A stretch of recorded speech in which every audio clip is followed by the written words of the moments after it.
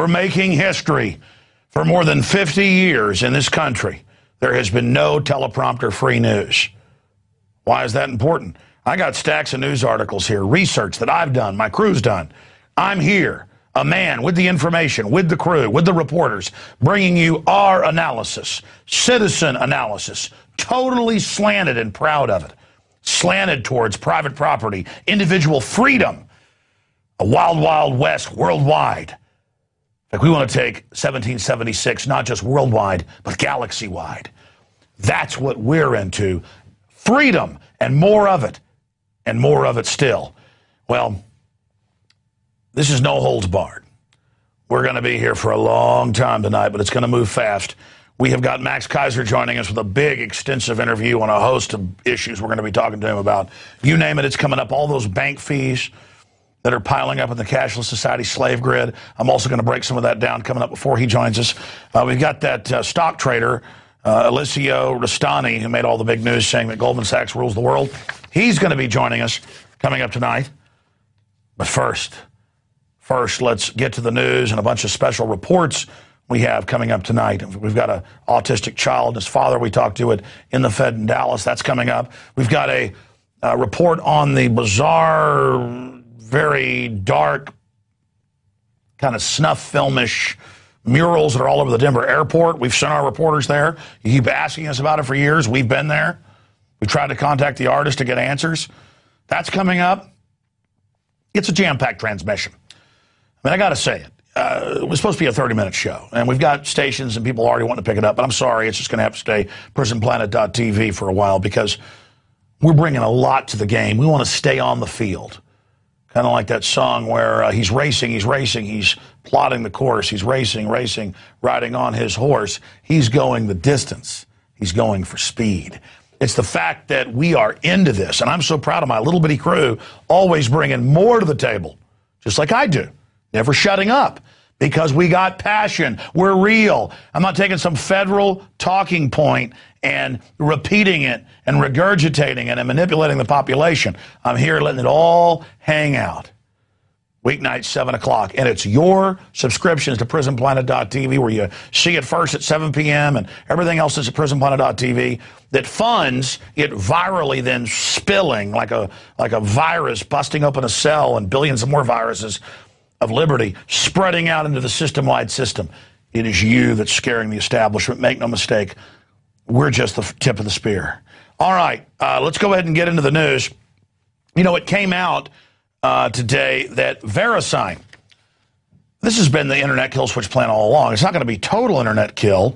It's going to be selective. We've already seen the Justice Department, same folks that ship guns into Mexico, cocaine back in. Oh, yeah, they've been caught. Fast and Furious goes really deep.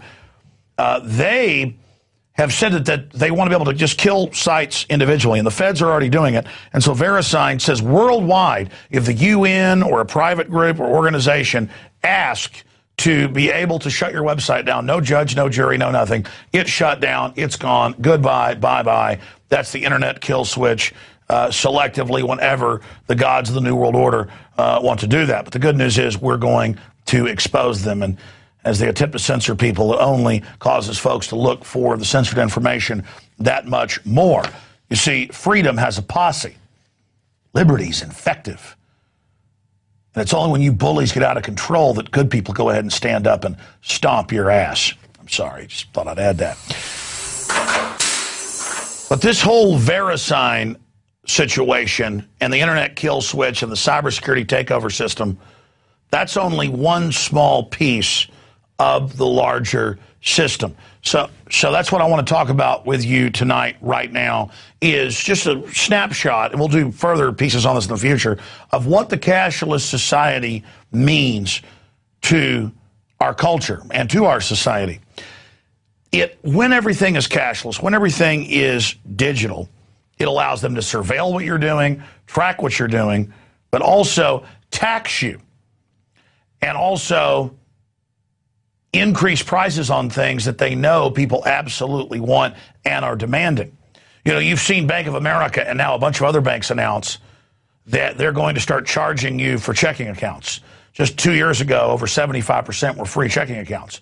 Now it's, 45% in 2011. Even though they're using your money, for every dollar you have in the bank, they can loan out 10 or more.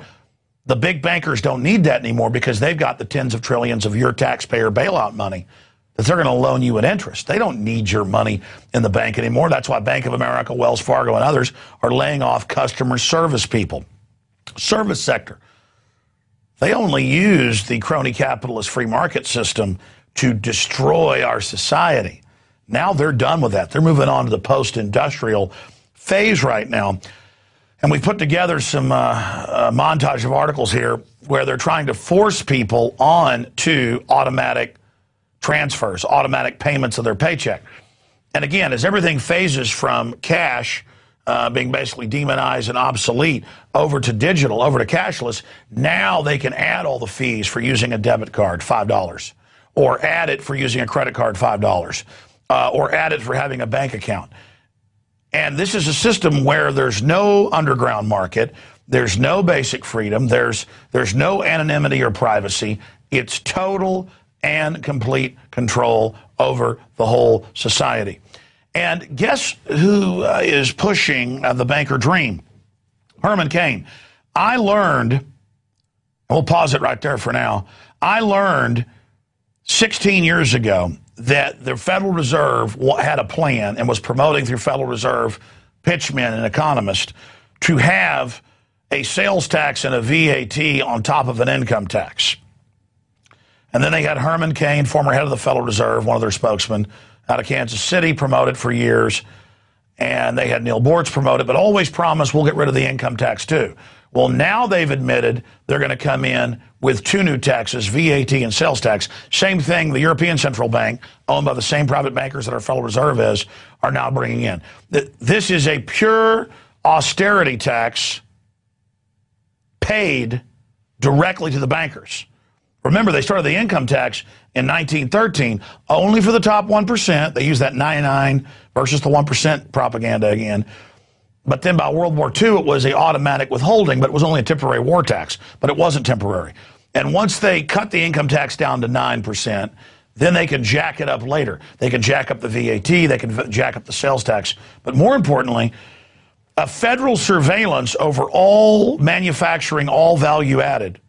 I mean, in England, it's over 20% now. In Europe, same thing. They're just wanting to raise it now in Europe. That gives full federal surveillance over every transaction. You think the IRS is bad now, having to fill out forms once a week and all the loopholes and garbage? And then there's a sales tax over every transaction. They're saying the poor will be exempt. So you've got to swipe a card when you buy, tracking what you did. I mean, can you imagine the nightmare of bureaucracy? How about we get rid of the income tax that we didn't have until 1913? We got the income tax a la the Federal Reserve the same year. And 100% of it, even Ronald Reagan's commission shows, goes to pay for the interest on the debt created by the Federal Reserve. And so, of course, a Federal Reserve spokesman gets up there and makes a few conservative sounds and talks bad about Obama and says he hadn't lived the black experience. And Herman Cain is more of an authentic American black man than Obama. But the point is that even though Herman Cain doesn't have a Ivy League mystique to him, he has a very charismatic, kind of black, good old boy mystique to him, kind of like a Ross Perot. He is no Ross Perot. He is the former head, not some junior member, of one of the most powerful branches of the private Federal Reserve. I mean, he is a made man in the private bankster cartel. And he's up there going, I've got a 999 plan for you. And he says in the debate tonight, I know I'll be attacked on my 999, but I'm going to go after Romney for his socialist health care plan that Obama used. The Federal Reserve endorsed that. They've endorsed the socialist Occupy Wall Street movement. They want to collectivize and get everybody under their control and siphon off most of the money. And so think about it. Only some bamboozling fake conservative could come in and pose as a Ron Paul, but actually work for the Federal Reserve and deliver them that new all-controlling tax over all human activity they want. 2 new federal taxes, VAT and a sales tax. We had some other articles up there about how devastating the VAT or a sales tax will be to this country. Look, we built this nation, like what Ron Paul says. And meanwhile, you've got the other 2 Republican so-called front runners, people like Mitt Romney, promoting carbon taxes that are selectively enforced to shut down non-insider coal power plants that are totally clean. In England, it's already massively increased their power, but they don't care. This is another tax paid directly to global corporations through government power. In America, if you elect Herman Cain or Barack Obama again, or Mitt Romney or Rick Perry, you get what you deserve. The people perish for lack of knowledge. Ron Paul's got the constitutional record. He predicted all of this. He's anti-Federal Reserve. And if you want to elect a Federal Reserve made Mafia Don, the head of the 4-state area based around Kansas City, go ahead, slit your wrist. I know you like to fail, you like to get conned. I got it. I got it. I got it. Don't worry. We're going to continue to move forward to defeat the globalist. Now I want to get into Chris Harkonnen Christie, the obese Baron Harkonnen, floating around, and his fellow corporate Malthusian, guys that want to cut all the benefits but never cut the corporate welfare and the tens of trillions of banker bailout. Chris Christie has now endorsed Mitt Romney, who was praised by Al Gore for wanting carbon taxes and wrote the Obama plan. And again, conservatives, mainline ones, love it. I mean, they love being conned. They love being gang raped. They love cashless societies. They love fluoride in their water. Just like Obama idiots love being conned by Obama and thought they'd get free cars and free houses from him. You've got Baron Harkonnen Christie endorsing, I guess, Fade Raban Romney, a little silly Dune analogy. If you're not aware of it, you haven't read the novels. The movie's pretty stupid, but so what? The point is, there you go. You love it. You got it.